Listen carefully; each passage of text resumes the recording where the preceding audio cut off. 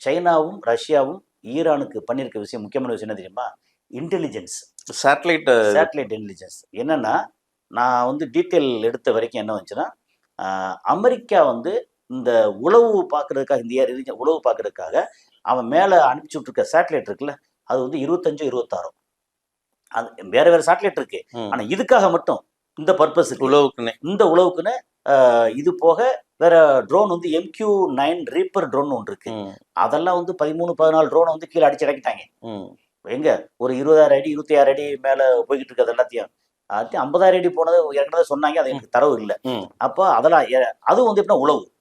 அதே மாதிரி என்ன E3 அவாக்ஸ்னு ஒரு பெரிய ஃப்ளைட்டு $700 மில்லியன் வேல்யூ ஃப்ளைட்ன்றாங்க. அது சவுதியில் இருந்துச்சு, அதையும் அடிச்சு விட்டாங்க. அது இருந்த ஃப்ளைட்டை போட்டு அடிச்சு நொறுக்கிட்டாங்க அதை.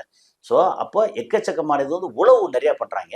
அங்கே மேலே சேட்டலைட் உளவு இருக்கு இல்லையா, அது வந்து எப்படின்னா ஒரு சேட்டலைட் மட்டும் இல்லாமல் ஒரு 25 சேட்டலைட்னா இந்த சேட்டலைட்டு இந்த ரீஜனில் எடுக்குது, அந்த சேட்டில் அந்த ரீஜனில் இருக்குது. இதையும் கனெக்ட் பண்ணி மொத்தத்துக்கு பெரிய மேப்பாக போடுவாங்கல்ல, அப்படி போடுறதுல இவன் வந்து 25 26 சேட்டலைட்னா சைனா வந்து 54 சேட்டலைட்டா.